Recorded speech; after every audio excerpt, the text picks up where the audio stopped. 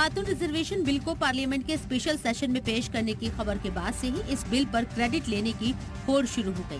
कांग्रेस ने याद दिलाया कि उसके इख्तियार में खातून रिजर्वेशन से जुड़ा बिल राज्यसभा में पेश किया गया था। इसलिए जब मोदी सरकार इस बिल पर आगे बढ़ी तो कांग्रेस ने इसे अपना बिल बताने में देर नहीं की।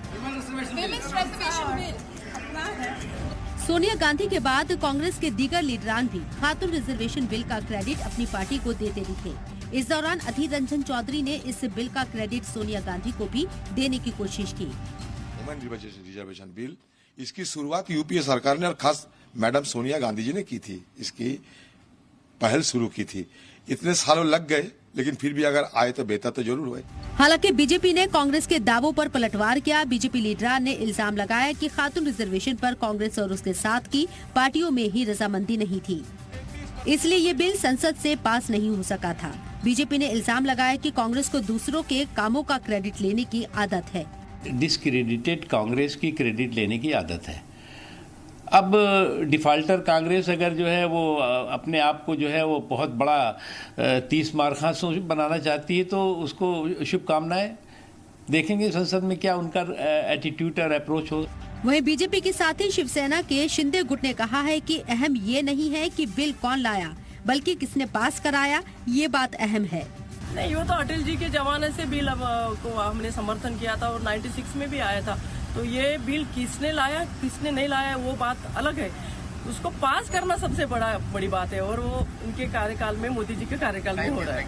इस बीच बीएसपी और आरजेडी ने भी बिल की हिमायत की, लेकिन कोटे के अंदर कोटे की मांग भी कर दी। बीएसपी चीफ मायावती ने आबादी के मुताबिक खवातीन को 50% रिजर्वेशन का भी सुझाव दिया और लगे हाथ ये भी मांग कर दी कि खवातीन के लिए रिजर्व सीटों में से SC, ST और OBC वर्ग का कोटा भी तय किया जाए। महिलाओं को जो भी आरक्षण दिया जाता है तो उसमें से SC, ST व OBC वर्गों की महिलाओं का आरक्षण का कोटा अलग से सुनिश्चित किया जाना चाहिए। वहीं आरजेडी ने कहा कि कोटे के अंदर कोटा नहीं दिया गया तो समाजी इंसाफ की लंबी लड़ाई लड़नी पड़ेगी। आपका आइडिया है कि प्रतिनिधित्व का विस्तार किया जाए, तो वो विस्तार तब तक संभव नहीं है जब तक इसके अंदर आप अनुसूचित जाति, जनजाति और अत्यंत पिछड़े वर्ग की महिलाओं के लिए आप रास्ता नहीं खोलते हैं, कोटा विदिन कोटा नहीं करते हैं। अगर ऐसा नहीं करते हैं तो फिर एक लंबी लड़ाई सामाजिक न्याय की लड़नी पड़ेगी। इस बीच AIMIM चीफ और लोकसभा MP असदुद्दीन ओवैसी ने भी अपनी मांग रख दी। ओवैसी ने कहा कि इस बिल में बड़ी खामी ये है कि इसमें मुस्लिम खवातीन के लिए कोई कोटा नहीं है और इसलिए हम इसके खिलाफ हैं। ओवैसी ने इस बिल में मुस्लिम खवातीन के लिए अलग से रिजर्वेशन की मांग की है।